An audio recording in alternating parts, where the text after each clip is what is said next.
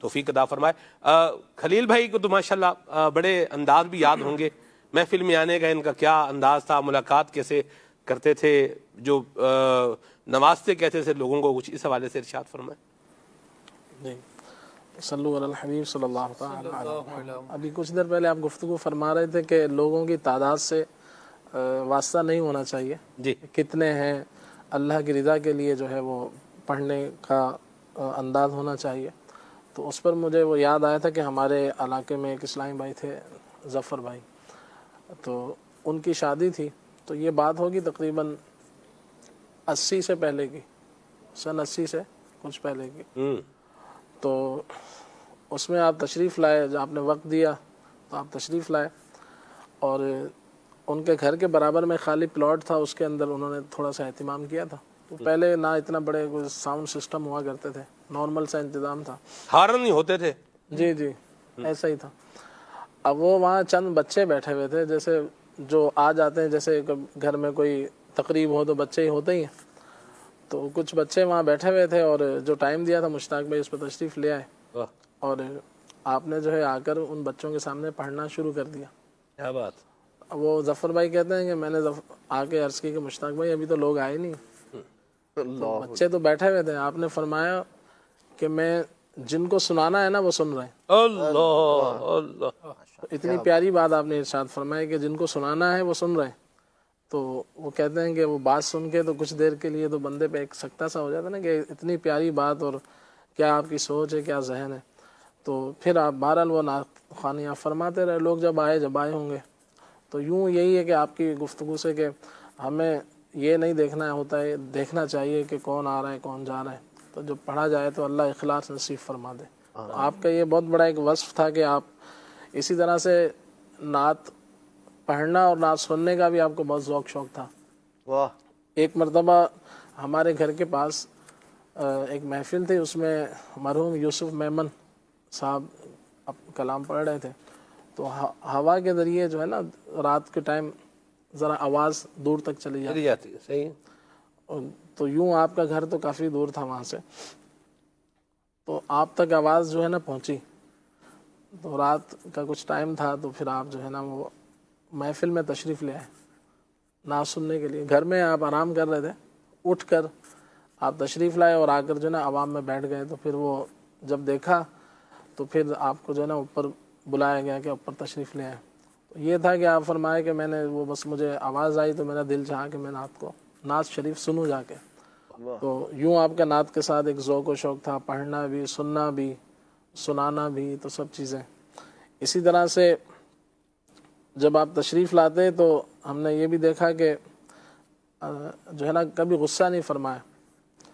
جیسے ایک مرتبہ ایک اسلامی بھائی نے آپ کو دعوت دی، آپ نے بہت سارے نکاح پڑھائے، جب آپ ایک اسلامی بھائی سے ملیں گے تو وہ کہے گا میرا نکاح بھی مشتاق بھائی نے پڑھایا ہے، تو میرا بھی پڑھایا ہے، تو میری محفل میں بھی آئے، تو میری شادی کی محفل میں آئے، تو کہیں 40ویں میں، تو کہیں تیجے میں۔ تو یوں آپ کا ایک بہت پیارا انداز تھا لوگوں کے پاس جانے کا، آنے کا۔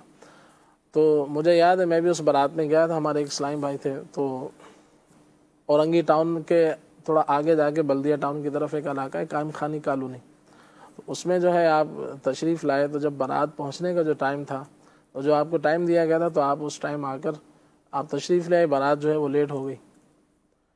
تو اب آپ نے کیا کیا کہ وہاں پر جا کے ظہر کی نماز جو ہے نا مسجد میں پڑھی، اور وہیں تشریف فرما ہو گئے، اور پھر کہہ دیا کہ میں آ گیا ہوں، میں مسجد میں ہوں، جب بارات آ جائے تو مجھے بتا دیجیے گا۔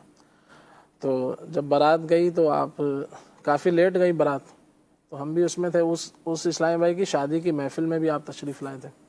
تو پھر جب وہاں پہنچے، بارات وغیرہ گئی، تو پھر جب آپ نکاح کے لیے تشریف لائے، مسجد سے آپ کو بلایا گیا، تو میں نے دیکھا کہ وہ مجھے یاد ہے کہ نہ کوئی آپ کے ناگواری، نہ کوئی غصہ۔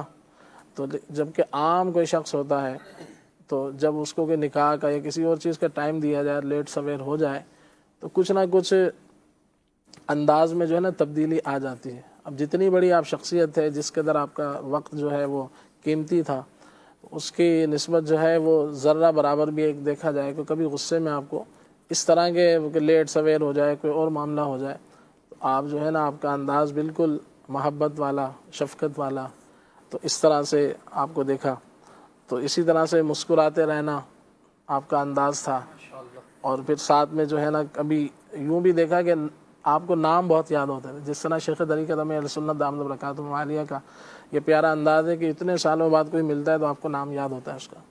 تو یوں آپ کو بھی دیکھا ہے کہ آپ کا قوت حافظہ جو ہے وہ بہت مضبوط تھا اللہ کی رحمت سے، اور یوں نام کے ساتھ کسی کو یاد کرنا، پکارنا. اور پھر گفتگو کرتے ہوئے بھی آپ کو دیکھا تو پنجابی جو اسلامی بھائی ہوتے تھے پنجاب کے، تو ان کے ساتھ کئی دفعہ دیکھا یہاں پر بھی فیضان مدینہ میں، تو آپ ان کے ساتھ پنجابی میں بات کرتے تھے، کسی کے ساتھ میمنی میں گفتگو فرمایا کرتے تھے، تو انگلش بھی آپ بولا کرتے تھے. تو گلزار حبیب میں بھی دیکھا اور یہاں پر بھی فیضان مدینہ میں کہ اگر ہم قبلے کو جیسے قبلہ رخ کھڑے ہوں گے تو لیفٹ سائڈ پہ الٹی طرف جو ہے نا آپ یوں کھڑے ہو کے ملاقات کیا کرتے تھے. جیسے ہم قبلے کو پیٹھ کریں گے تو سیدھے ہاتھ کی طرف، وہاں گلزار حبیب میں بھی اور یہاں فیضان مدینہ میں بھی. تو لوگوں کو معلوم ہوتا تھا کہ مشتاق بھائی یہاں ملاقات کریں گے.